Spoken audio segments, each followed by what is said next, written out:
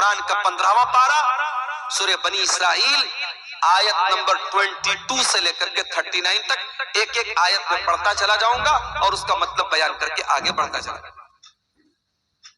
قرآن کی پہلی نصیحت، لا تجعل مع اللہ الہا آخر، اے انسان اللہ کے ساتھ تو کسی اور کو معبود نہ بنا، اللہ کے ساتھ تو کسی اور کو مشکل کشا نہ بنا، اللہ کے علاوہ کسی اور کے آگے تو ہاتھ نہ پھیلا، فَتَقْعُدَ مَذْمُومًا مَخْذُولًا، ورنہ تو ذلیل ہو کر کے بیٹھ جائے گا، رسوا ہو کر کے بیٹھ جائے گا۔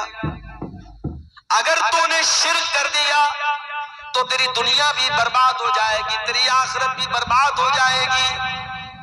دنیا میں ہو سکتا ہے تو شادی کے بعد کئی سال تک اولاد کی نعمت سے محروم تھا، بار بار تو اللہ سے دعائیں کر رہا تھا اور اللہ تیری دعا قبول نہیں کر رہا تھا، تو مایوس ہو گیا اور تو نے جا کر کے کسی قبر کے پاس، کسی مزار کے پاس، کسی پتھر کے بت کے پاس، کسی پیڑ کے پاس جا کر کے ہاتھ جوڑ دیا اور اس سے جا کر کے تو نے اولاد مانگ لی۔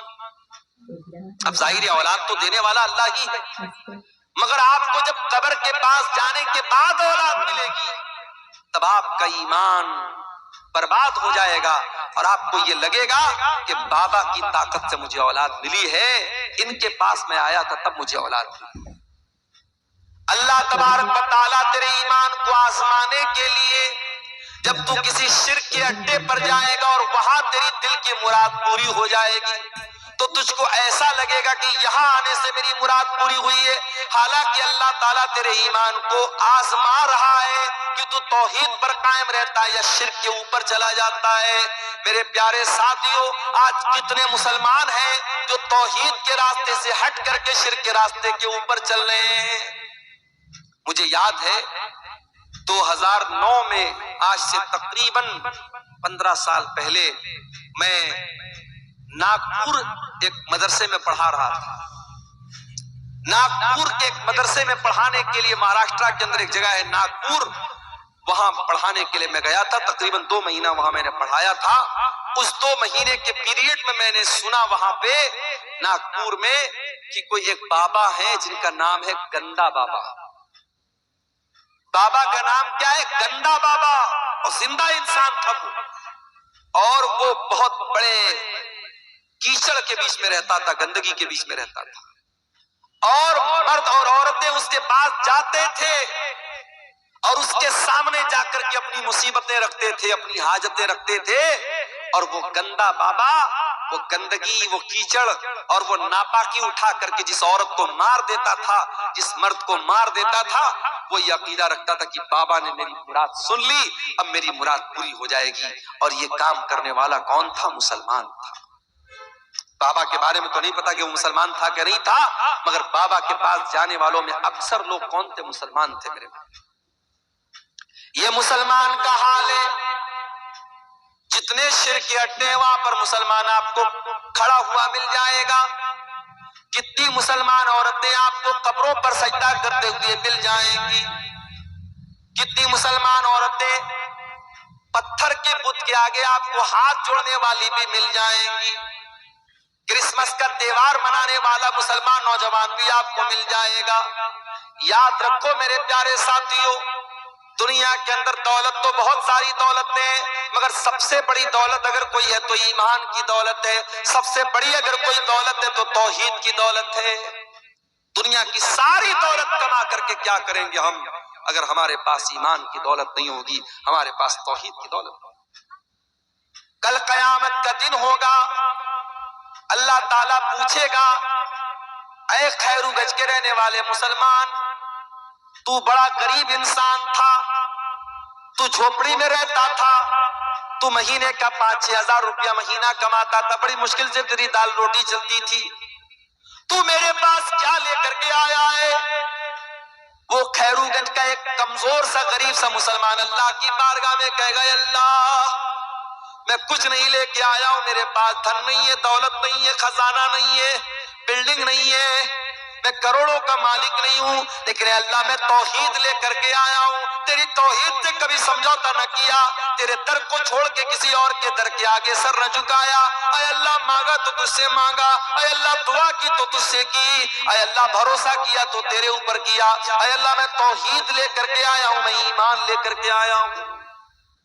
اور وہ غریب مسلمان، وہ گاؤں دیہات کا رہنے والا غریب مسلمان جس کے پاس کچھ نہیں تھا، کمزور سے مکان میں رہتا تھا، توحید لے کے اللہ کیا جائے گا، اللہ اس کو جنت میں داخل کرے گا۔ اور وہی وہ آدمی جو ممبئی کے اور دلی کے اور کلکتہ کے بڑے کروڑوں اور اربوں کے محل میں رہتا تھا، وہ انسان اللہ کے پاس آئے گا اور کہے گا اے اللہ میں بہت پیسے والا ہوں، بہت دولت ہے میرے پاس، بہت بڑا بنگلہ ہے میرا۔ اللہ پوچھے گا تیرے پاس ایمان ہے کیا، تیرے پاس توحید ہے کیا، تو کیا ایک اللہ کو مانتا تھا، کیا تو ایک اللہ پر ایمان رکھتا تھا؟ وہ کہے گا نہیں ہے اللہ، میں تو مسلمان بھی اپنے آپ کو کہتا تھا، میرے نام کے آگے خان بھی لگتا تھا، لوگ بڑے فخر سے بھائی جان کرتے تھے، اور گنیش جی کا تہوار آتا تھا تو میں گنیش جی کی بھی پوجا کرتا تھا، میں دیوالی بھی مناتا تھا، میں ہولی بھی مناتا تھا، اے اللہ میں نماز بھی پڑھتا تھا اور بت کے آگے بھی سجدہ کرتا تھا، میں سیکولر مسلمان تھا، میں توحید کا مطلب نہیں جانتا تھا، میں تو انسانیت کے نام پہ سب کو صحیح کہتا تھا۔ وہ انسان جو دنیا میں سب کو صحیح کہتا ہے اور اللہ کے آگے بھی سر جھکاتا ہے اور پتھر کے بت کی بھی عبادت کرتا ہے، یاد رکھو میرے پیارے ساتھیوں، اللہ قرآن میں کہتا ہے ان الذین کفروا وماتوا وهم کفار فلن يقبل من احدهم ملء الارض ذهبا۔ جو لوگ ایمان کے بغیر دنیا سے چلے گئے، کفر کی حالت میں مر گئے، توحید کے بغیر مر گئے، اللہ کہہ رہا ہے کہ کل قیامت کے دن اگر وہ زمین بھر کے سونا بھی اگر لے کے آ جائیں، فَلَن يُقْبَلَ مِنْ أَحَدِهِمْ، تو ان کا زمین بھر کے سونا بھی اللہ قبول نہیں کرے گا۔ سب کچھ ہے تیرے پاس، اگر توحید نہیں ہے اللہ تعالیٰ تیرا زمین بھر کے سونا بھی قبول نہیں کرے گا۔ حضرت عائشہ اللہ کے نبی سے سوال کرتی ہیں، اے اللہ کے نبی، عبداللہ بن جدعان بڑا نیک آدمی تھا، بڑا غریبوں کی مدد کرتا تھا، دان کرتا تھا، خیرات کرتا تھا، غریبوں کی یتیموں کی مدد کرتا تھا۔ اے اللہ کے نبی، کیا عبداللہ بن جدعان جنت میں جائے گا؟ کیا اس کی نیکیاں اس کے کام آئیں گی؟ اللہ کے نبی نے فرمایا کہ نہیں ہے عائشہ، عبداللہ بن جدعان کو اس کی نیکیاں کام نہیں دیں گی۔ کیوں؟ کیونکہ وہ اللہ کی توحید پر ایمان نہیں رکھتا تھا۔ اے عائشہ، اس نے کبھی یہ نہ کہا تھا رب اغفر لی خطیئتی یوم الدین، اے اللہ تو قیامت کے دن میری خطاؤں کو معاف کر دینا۔ نہ وہ اللہ کے اوپر ایمان رکھتا تھا، نہ قیامت کے اوپر ایمان رکھتا تھا۔ توحید کی حفاظت کرو میرے بھائی۔ میں آج افسوس کے ساتھ یہ بات کہنا چاہتا ہوں کہ اب ہماری شیرشاہ آبادی برادری میں، ہمارے اہل حدیثوں میں بھی اب بہت سارے ایسے کام ہونے لگے ہیں جو توحید کے خلاف۔ میں دیکھتا ہوں، اسی فیلڈ میں رہتا ہوں، جب پروگراموں میں آتا ہوں میں دیکھتا ہوں اب اہل حدیثوں کے گھروں میں بھی بچوں کے گلے میں کالے کالے دھاگے اور تعویذ نظر آنے لگے ہیں۔ جن گھروں میں عورتیں جاہل ہیں، جن گھروں میں عورتوں کو توحید کے بارے میں نہیں معلوم، ان گھروں میں بچوں کو تعویذ بھی پہنایا جا رہا ہے، ان کو نظر کا ٹیکا بھی لگایا جا رہا ہے، ان کے ہاتھوں میں گنڈا بھی باندھا جا رہا ہے۔ میرے پیارے ساتھیوں، کبھی یہ مت سوچنا کہ ہم اہل حدیث ہیں، ہمارا عقیدہ تو پتھر کی لکیر ہے، ہمارا عقیدہ کبھی خراب نہیں ہو سکتا۔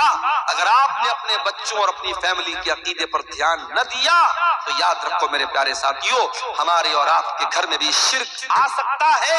اگر ابراہیم علیہ السلام جیسا پیغمبر اللہ سے دعا کرتا ہے کہ اے اللہ میری اولاد کو تو شرک سے بچانا، اے اللہ وجنوبنی وبنی ان نعبد الاصنام، مجھے اور میری اولاد کو تو بت پرستی سے بچانا، شرک سے بچانا، اگر ابراہیم جیسے پیغمبر کو یہ ڈر ہے تو ہمیں اور آپ کو اپنے بچوں کے بارے میں زیادہ ڈرنا چاہیے، اور ہمیں اپنے بچوں کی اور اپنی توحید کی فکر کرنا چاہیے۔ اللہ نے پہلی نصیحت کی لا تجعل مع اللہ الہا آخر، اللہ کے ساتھ کسی کو شریک مت کر۔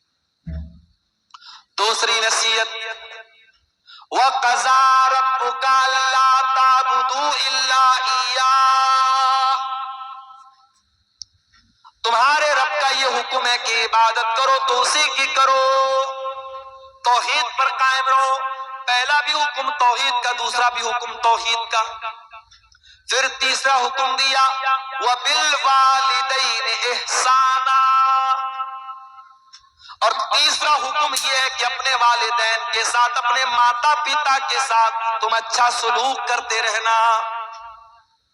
جس ماں نے 9 مہینے تم کو پیٹ میں رکھا ہے، جس باپ نے انگلی پکڑ کے چلنا سکھایا ہے، جس ماں نے اپنے خون جگر کو دودھ کی شکل میں تجھ کو پلایا ہے، جس باپ نے تیرے آرام کی خاطر اپنے آرام کو قربان کیا ہے، اس ماں کے ساتھ، اس باپ کے ساتھ ہمیشہ اچھا سلوک کرنا، ان کو تکلیف نہ دینا۔ کبھی پیٹ میں گیس ہو جاتی ہے، انسان بے چین ہو جاتا ہے۔ کبھی ڈاکٹر کے جاؤ تو سب سے زیادہ آپ کو گیس کے پیشنٹ ملیں گے۔ بڑے بڑے ہاسپٹلوں میں چلے جاؤ تو سب سے زیادہ بھیڑ کہاں رہے گی؟ پیٹ کے ڈاکٹر کے پاس رہے گی، گیسٹرولوجسٹ کے پاس رہے گی۔ پیٹ کے اندر ذرا سی گیس ہو جائے، انسان ڈاکٹروں کے پاس بھاگتا ہے۔ اگر 1 گھنٹہ آپ کے پیٹ میں کوئی چیز رہ جائے، آپ بے چین ہو جائیں گے۔ میرے پیارے ساتھیوں، جس پیٹ میں 1 گھنٹہ تک آپ کچھ ہواؤں کو اپنے پیٹ میں رہنے نہیں دیتے، تھوڑی سی گیس پیٹ میں بن جائے تو جینا حرام ہو جاتا ہے۔ اسی پیٹ میں ایک عورت 9 مہینے تک اپنے بچے کو رکھتی ہے۔ ذرا کیلکولیٹر لے جا کر کے چیک کر لینا کہ 9 مہینے میں کتنے گھنٹے اور کتنے منٹ آتے ہیں۔ 1 گھنٹہ آپ اپنے پیٹ میں کوئی ایکسٹرا بوجھ نہیں رکھ سکتے۔ ماں اپنے بچے کو 9 مہینے میں تقریباً 4000 سے بھی زیادہ گھنٹے تک اپنے پیٹ میں اپنے بچے کو، اور جب بچے کو جنم دیتی ہے تو سمجھو کہ وہ جیون کا کی بہت بڑی اگنی پریچھا دیتی ہے، اپنے زندگی کو داؤ پہ لگا دیتی ہے، اور تب جا کر کے بچہ پیدا ہوتا ہے۔ اور وہی بچہ جب جوان ہوتا ہے، اس ماں کو گالی دے کے گھر سے نکال کے دیتا ہے۔ وہی بچہ جب جوان ہوتا ہے، اسی باپ کے ساتھ بدتمیزی کرتا ہے، باپ کو برا بھلا کہتا ہے۔ اور ایسے بھی بد نصیب بیٹوں کو میں نے دیکھا ہے جنہوں نے اپنے باپ کے اوپر ہاتھ تک اٹھایا ہے۔ یاد رکھو میرے پیارے ساتھی، اس دنیا میں اللہ نے اگر ہم پر احسان کیا ہے، ہمیں پیدا کیا ہے، تو ہمیں پیدا کرنے کا سبب اور ذریعہ اللہ تعالیٰ نے ہمارے ماتا پتا کو بنایا ہے، ہمارے ماں باپ کو۔